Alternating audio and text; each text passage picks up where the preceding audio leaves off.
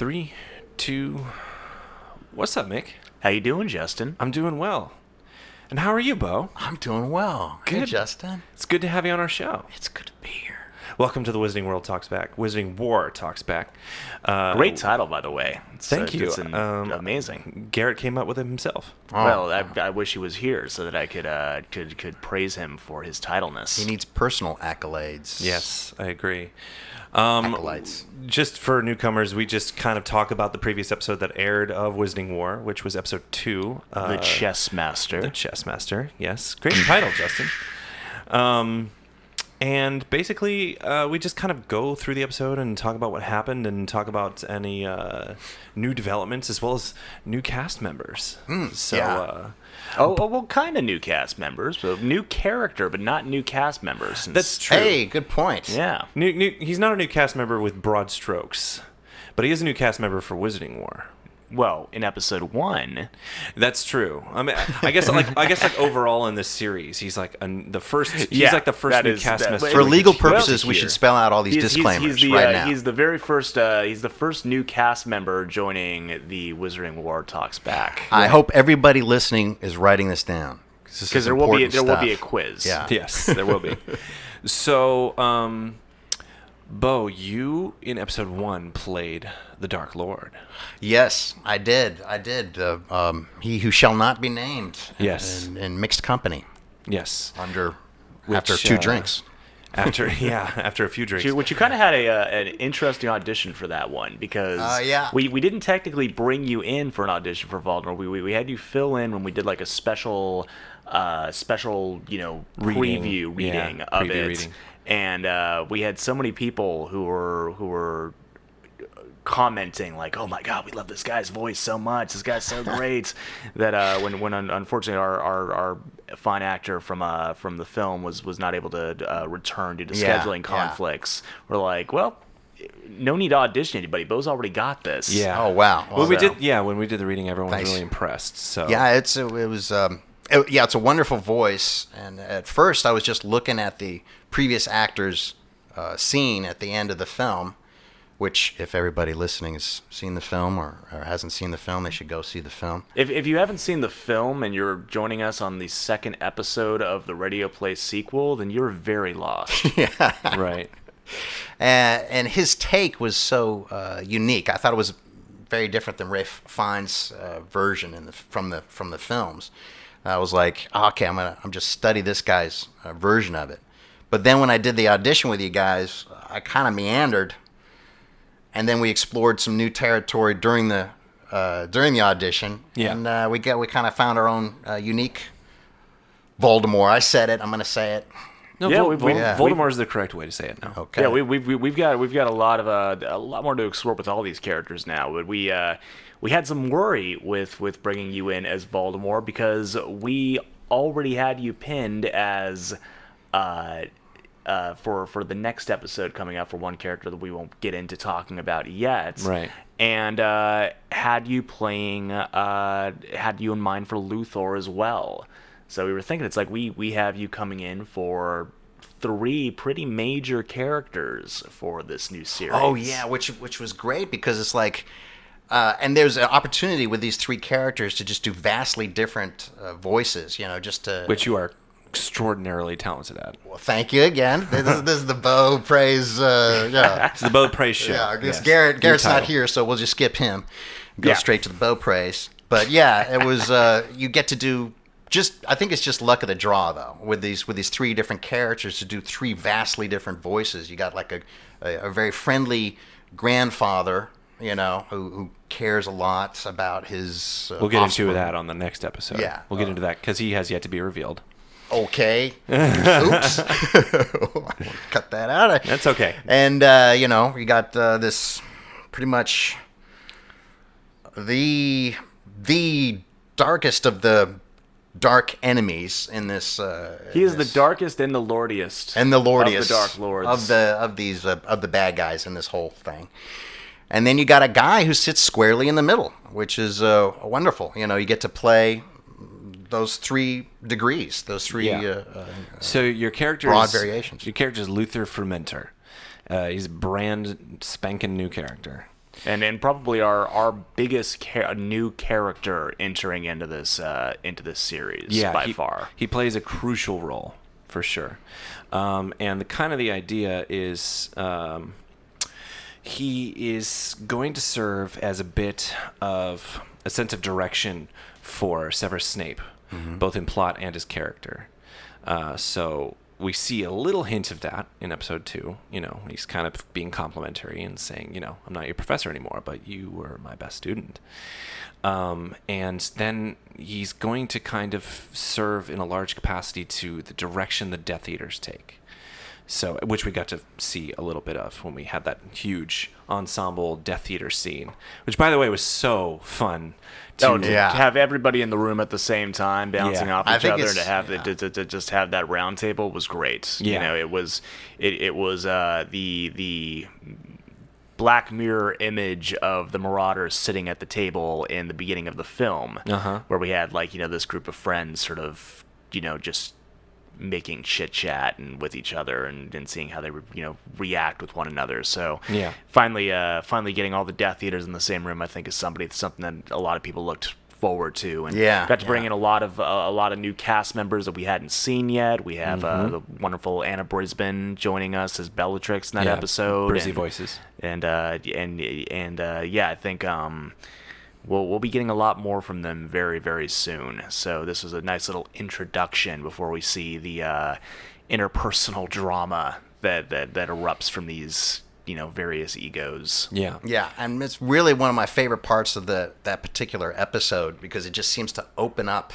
It's very cinematic. So you start with the chess, a very sort of intimate scene. Then you go into the office, and then all of a sudden he transports into this, and you get the wonderful image that you have, the exterior shot of that castle, and him walking into the room with everybody there, and everybody's you got all the different voices there. It just feels like a full-bodied radio play. And we played with that. Justin and I kind of talked a lot about that scene in the editing process, because we were used to film editing. It's you get right to the point with a lot of these things. When you're listening to it, you worry that these breaks of silence in a radio play, it's like, oh, there's this long pause here, but that's before sound effects and all these other things are done.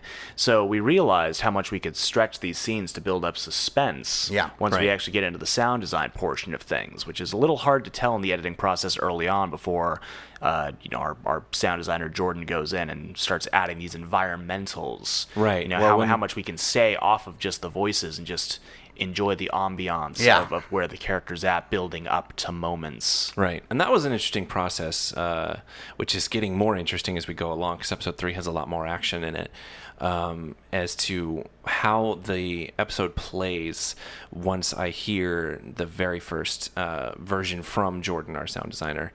And we get to understand where the pacing is going. So I will do the best I can to create the pacing, whether it's between someone walking from one door to another, or having someone get up out of their chair, grab something, and give it to Snape. And once I heard it, I was like, okay, I need to give the sound designer more leeway to move voices around a little bit depending on what they're doing. Because we had to do quite a bit of editing with episode 2, because Luthor goes from getting out of his chair, talking to Arthur, to going to his office, to going to Malfoy Manor. Yeah, and those transitions, I feel, made that they were my favorite part of the episode, because I felt like I was being moved into a larger story, introduced into this double life, and it's just sort of a big bum bum. Yeah, moment, and you have to have the suspension of disbelief when you're listening to it, where you can imagine how much time it would take somebody to get to place, since you are envisioning all this stuff inside of your head. It's like, okay, where is he apparating to? What location on the premises? If he's apparating 50 yards away from where the front door is, how long is it going to take him to walk from there to opening the door? Are they right inside the manor once he opens the door? It's a lot for us to imagine, since we don't have that visual aspect, where it's a lot easier to say, we're just walk from here to there. Right. Now that we don't have that, now we have to think. It's like, okay, in the case of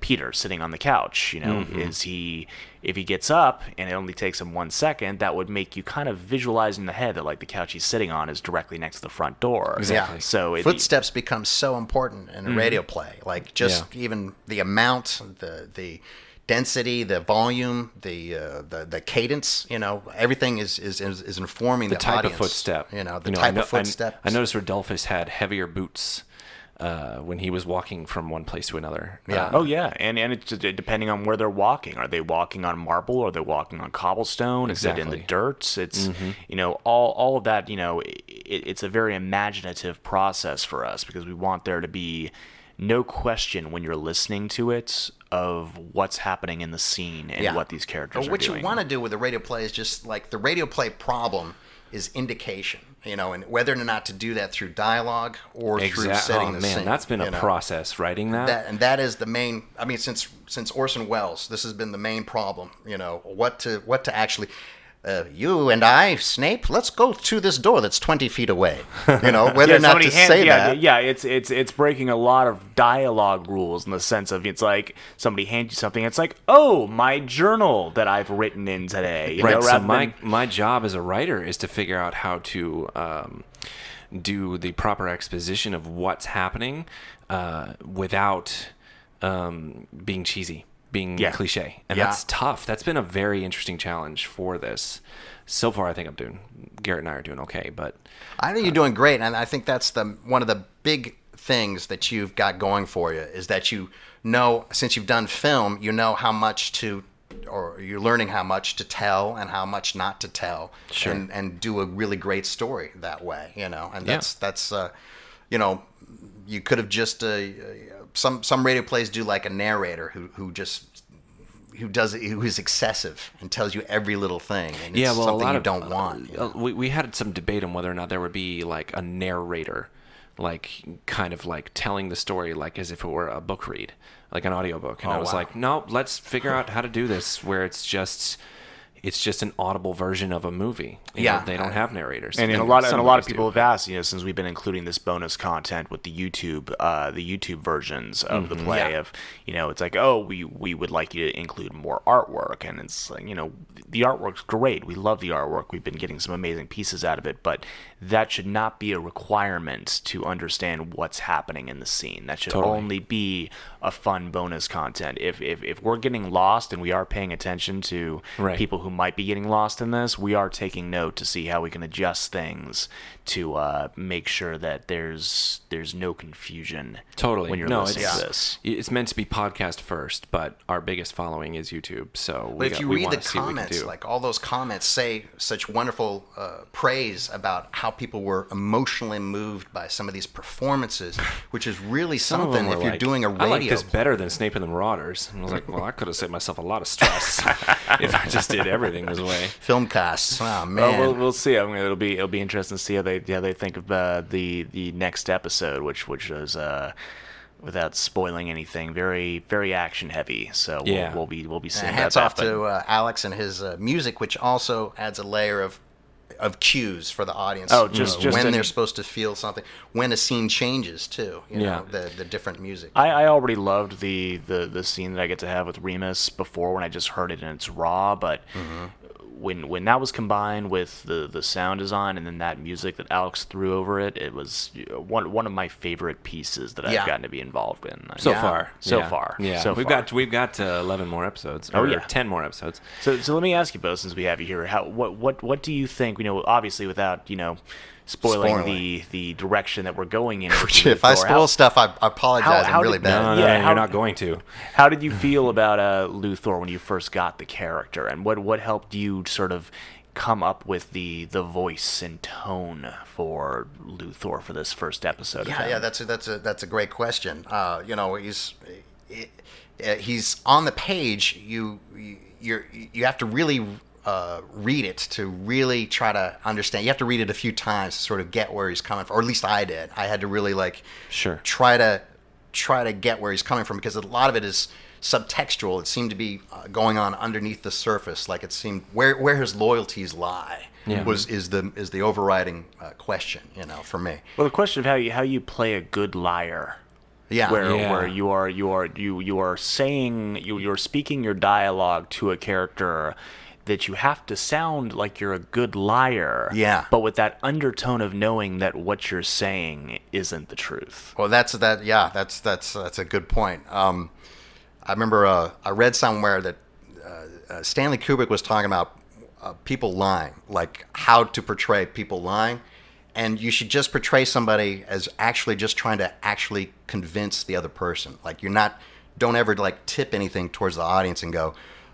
wink or look at the, or even a pause or a subtle twitch or a dip in the, if it's a radio play, a dip in the intonation or whatever. Sure. It should be just totally convincing, like you're just trying to convince the other person of the absolute truth and believe in it yourself. Believe in it as a liar would if they're actually trying to convince somebody else of the truth. Well, it's sort of a technique that I had heard with just acting in general, which in truth is lying. It's us all creating very believable lies. That it is not so much convincing the other person as it is convincing yourself in the moment, and letting them witness that. Yeah. Right.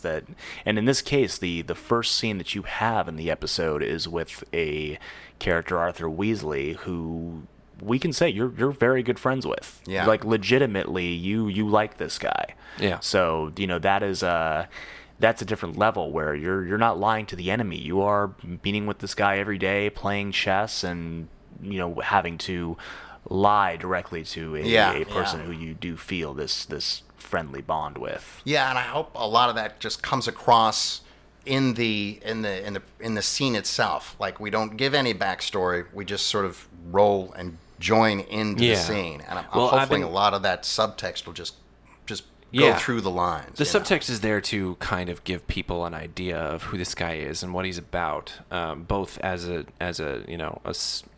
worker for the Death Eaters and a spy in the Ministry. But some people are like, I hope you give backstory for Luthor. I'm like, oh, we will over time, slowly, when it's necessary.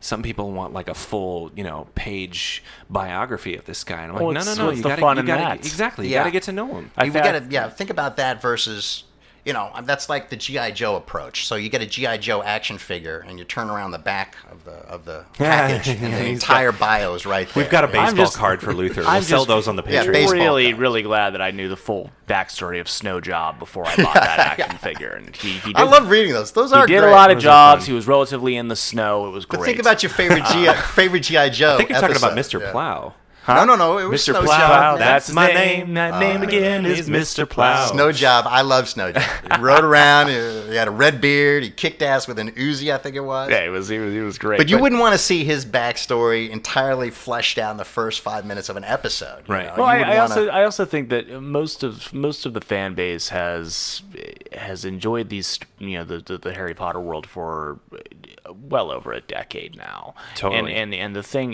decades actually. 20 years. This is 20 years. Yeah. So everyone loves these characters already knowing what they know about the characters, having the full picture. They kind of, I think, forget how J.K. slowly revealed more and more about these characters each book. Especially Snape. Like we were on the fence for 5 books, and then book 6 we're like, okay, he's got to be a bad guy. Well, I think people need to 7. realize in regards to Snape, and this is hard for me to talk about playing him because the people who love what we were doing with the characters and are huge fans of them, I still have my disagreements on people who are highly positive about it because I think their opinion of Snape is very much colored by knowing how he dies and what he sacrifices later on. Yeah, sure. Their evaluation is good guy or bad guy based on his story. They know where he gets to. They know what the end arc for this character is, but if they were to just look on paper, forgetting everything else they know about Severus and what he does in the future and what sacrifices he's willing to make as part of his penance, I don't think he would be a very well liked character. Yeah, I think he is a forgivable character that should be respected on a macro level. But would you hang out with him? Probably not, because he did a lot of what he did for two reasons: the greater Wizarding World and for his penance over Lily. Yeah. And that is both a selfish reason and selfless reason. But look, if he saves the world, I'm like, am I really going to question his reasoning at this point? Of course, we don't know that yet. And, Well, that's very hard for us Well, to... I mean, yeah, that goes back to your point about backstory, and knowing that backstory ahead of time. I don't think it's anywhere near as interesting. It wouldn't have worked at all. I wouldn't be interested in... That's the most fascinating thing, or one of the most fascinating things about Luthor for me, is like figuring out as an audience member where his loyalties actually lie. Right. Like, is he more swayed in this moment as a good guy or a bad guy? Well, the way I'm writing him is that he is a good guy for the Wizarding World. He just has a very different point of view on what being a good guy is. He sees that there is an issue with the Wizarding World not having a superiority complex over Muggles. And that's why he's on board with what the Death Eaters are doing, because he's like, I don't like how the Wizarding World is treating itself. He almost has a Grindelwald point of view as to like, why are we hiding? We're the superior beings. But he's very much a man of the people. He's almost a politician type. So he knows where he belongs. He belongs in kind of a organizational leadership status. Like, I consider him kind of the Secretary of State, or not the Secretary of State, he's in charge of staffing the Death Eaters. Okay. And he's kind of like, he's the front man. So if you've got Captain America that handles the Avengers on the front, then that's Luthor, and Voldemort would be Samuel Jackson's character. Come on, Nick Fury. Nick Fury. Yeah. Okay. So he's like in the shadows, and he's up top. So he sees himself as a good person who's doing the right thing. It's just the right thing, in his opinion of the right thing is very much wrong, as we all know. But that's also how I'm kind of portraying the Death Eaters, is that some of them are truly sadists, but others are like, this is the right thing to do, and that's how Luthor sees it. I also think all war is like that. Yeah. There are, not to get overly controversial with why people go and fight in wars, but you have a lot of people who are going to fight for very noble reasons. They feel that there's some this better world they need to uphold, and there's some people who just like to fight. Yeah. There's some people who just want to go out there and have a hatred of the enemy and want to go out and kill the enemy. Right. And that is definitely seen on the side of the Death Eaters, where you have people who believe in the cause. You have people that know that they will gain a significant amount of power towards the end of it. Blue Right. bloods like the Malfoys, for instance, who, if they're already in a high position of power, but if this war goes their way, then they move even higher than they would have expected. They're almost at a top tier level at this point, and Right. the only way they can go any higher than what they're doing right now is to be in a high position from winning this war and turning the tide in their favor. Right. But then there's Severus, and Luthor, who has a great amount of sort of focus and direction as this character entering the scene, is completely the opposite to where I think we find Severus at this point. Right. He had a fork in the road at the end of the film. One of those pathways to Lily was cut off. And now, rather than him have made the conscious choice of, I'm going to go in this direction, he's like, this is the only way I know how to go. Right. Can't go backwards. Can't go back to Hogwarts. Can't go off with Lily and figure out myself there. So this guy, this Voldemort guy, is offering me some path. Yeah, he has nowhere else to go. I think that's some of the attraction with Snape, is this just sort of this father figure, or this somebody who seems to know who accepts him and brings him into the fold where he's not been accepted or brought into the fold in other arenas, Right. Yeah. and treats him as an equal and sees stuff in him. Yeah, and I think there's actual between Luthor and Snape, there's a lot of kinship. I think Luthor sees a lot. That's why I set him up as the defense against the dark arts teacher in the 7th year. I think that Snape was at his lowest for the end of his 5th year and his 6th year when he tried to apologize to Lily. It didn't work out. But there was really nothing on what was going on in his 7th year. So I kind of threw in that, like, maybe he had a new mentor, a teacher to be there for him and like keep him from, kind of just being stuck in the mud. And that's where Luthor kind of serves as that, as a sense of direction for Severus, which throughout the series, it's my intention that he is not entirely sure exactly what to do. He doesn't have a moral, like, definitive path yet, and throughout the series, it's up to Luthor to help him figure that out. Because at this point, if there's one thing that has been steady about Snape throughout his entire history, from right up until the end, is that he never lost confidence in his abilities. Yeah. With everything else going on in his life, all these other terrible things that have beaten him up, from personal relationships and mistakes he's made in the past, the one thing that he knows that he's always been good at, and the one thing that you can kind of stroke his ego with, is that he is an exceptionally skilled wizard, which Luthor recognizes and promotes as the reason why he should go on this raid in this episode. Right away. It's That's almost why how he says, he took on these wizards single-handedly. He took on these. What's the line? Muggles. Four trained. He held his own against four trained wizards. Yeah, and that's a 1-2 punch for Snape, because the thing that brought him there in the first place was Voldemort telling him how skilled he was and exactly what he's looking for his ranks, because he's so great at what he's done. He's lost Lily. He won the battle but lost the war with her in the battle in Severus Snape and the Marauders, but he did win. Yeah, he did beat them. he did beat them in at least in this physical confrontation. So with both Voldemort and Luthor, they are dragging him deeper and deeper into this, even though he really doesn't have any connection to the rest of the Death Eaters, and we kind of see that they are a lot more ruthless than Severus is. Luthor's a great character for that, because he's sort of like the shade of gray before you get to the black of Voldemort. So it's like this character that you can reason with, talk with, find out where he's coming from, find out more about the dark arts or whatnot. Which I think it makes him more scary, because he's a very reasonable, very smart, very educated person who still wants the Death Eaters to win. Yeah, it's your lawful evil alignment. Exactly. Which is just really fascinating, and attractive if you're looking for guidance. You're looking for something that knows its way in the world. Yeah. If you're Snape, that's what you're. So one of the things that I wanted to portray with Snape, because I never want Snape to say, I'm not sure how I feel about this or where my loyalties lie. He'd never say that, even if he weren't in the presence of Death Eaters. It's just not who he is.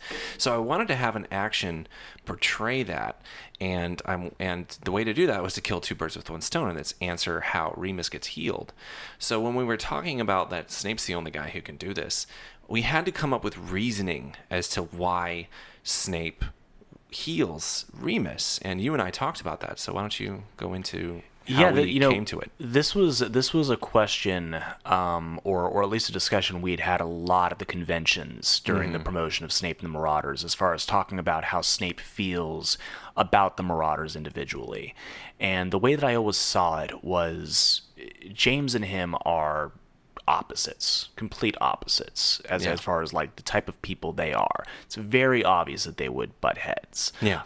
Sirius Black is connected to Snape's world, but is James's best friend, is his right hand, is somebody that, once again, Snape expects this from. Right. He has a natural hatred of him. So, Sirius is already sort of a rebel who has this family unit that he basically rejects, which is something Snape never had. And then Peter's Peter. He knows that Peter's going to go along with whatever they say. But Remus is the wild card there. Remus, like Snape, does not have a family, like a supportive family unit to. Remus is like Snape. Yeah, I don't think Remus likes Snape. No. That's what I said. Okay. He's very similar. He's very much like Snape. Gotcha. He doesn't have a cohesive family unit. He knows what it's like to be alone and isolated. Yeah. He knows what it's like to be very, very misunderstood. In a way that I think Severus would be very understanding of. With everything that Severus has studied, we see that in the books, that he knows exactly how to help Remus. He knows that this is somebody who is very skilled. Remus was always an intellectual, very well-off student. Yeah. in a different circumstance, Remus and Snape could have been very, very close friends.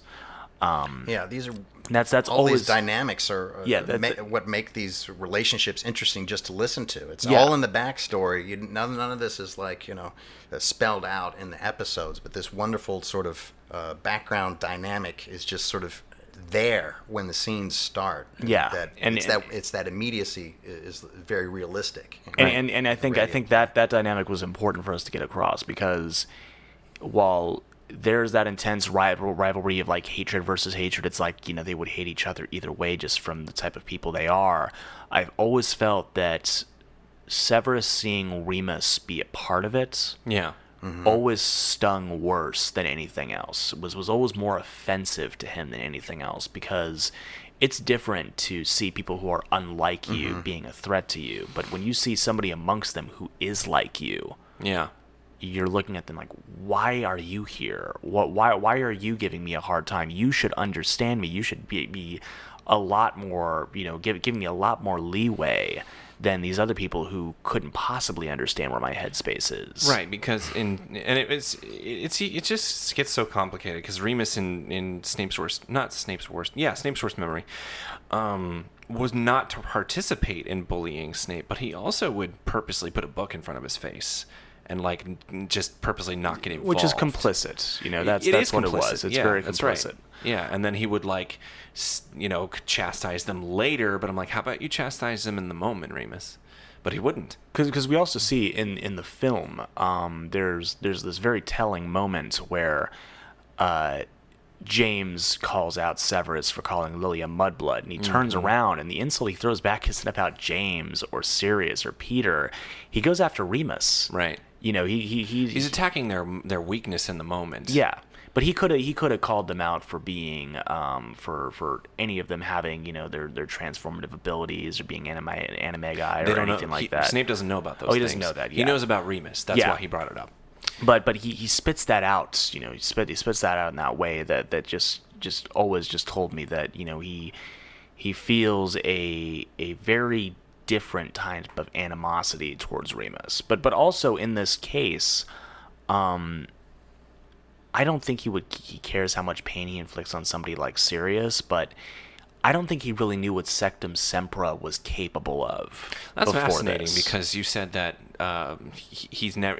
That was probably the first time he successfully hit somebody with it. It's assumed that he grazed James's face with a Sectum Sempra, but it didn't quite hit the mark in Snape's worst memory. But if that was the first time that Snape actually hits somebody with it and then sees them like completely bleeding out, it's like one of the two things come through my head. Like, he either knew what was going to happen, but he was too like hot and angry in the moment to realize the long-term consequences, or he saw it and was like, wow, my spell is much more powerful than I thought it would be. Well, I think if in the moment he doesn't look back at Remus. Right. He's not even looking at Remus when he shoots that spell out. Yeah. So, at the end of the film, when we see it, he's very tunnel vision working his way to James, as we saw. So he doesn't stare over Remus and see him bleeding out. He launches that Sectum Sempra spell in the same way that a person who's shot guns their entire life at a range would suddenly see what it's like to shoot something that's living and what a bullet does when it tears through somebody. When he's hearing the damage that caused, the fact they can't stop the bleeding, that this guy is alive but bleeding out. Yeah. So that informed your choices in this episode. I felt that his blood would have just gone cold hearing that. Right. Because he had no idea what this spell was really capable of. He had only kind of worked with it in theory. Cruciatus spell, he knows what that does. He launched that at Sirius knowing exactly what that does because that's been used before. But this was his own invention. This was something completely untested. So knowing that that's the effect it took, and the fact that this wasn't just creating bad gashes, but he's going to die if he doesn't do anything. He will have killed somebody, and this will be the first person that he's ever killed. Right. And I think that is the most important part, is that he knows that he's part of the Death Eaters, and murder is like the name of the game when it comes to being a Death Eater. But he's not entirely sure he's ready to cross that line yet, which is another reason why that line is so important. Where he says when he gets the mask, like, yes, certified mask makes it official. And Bo says, the brand makes it official. Well, that brand, you get that brand when you earn it. So that the idea is, what's it going to take for Snape to earn that brand? And right now he doesn't know, and he's not sure he wants to know. Yeah, he's still... He didn't come into this with any clear idea of what he wanted to do in the Death Eaters. At this point, he still doesn't know. All he knows is that he's valued. Yep. And how he's valued and how he can be of value to anyone at this point means a lot to him. Yep. He doesn't know what that is yet, and that's what we're going to discover as this series progresses, is what makes Severus an asset to the Death Eaters. Right. Well, I think that's good. I think we can call it right there. Cool. Yeah. So thanks, Bo, for joining us. Thanks, guys. Really appreciate it. Absolutely. Thanks for hanging out with us, Mick. Thank you so much. And we'll see you at the next talkback after episode 3 comes out early-ish October. Excellent. See you then. Take See care. you guys.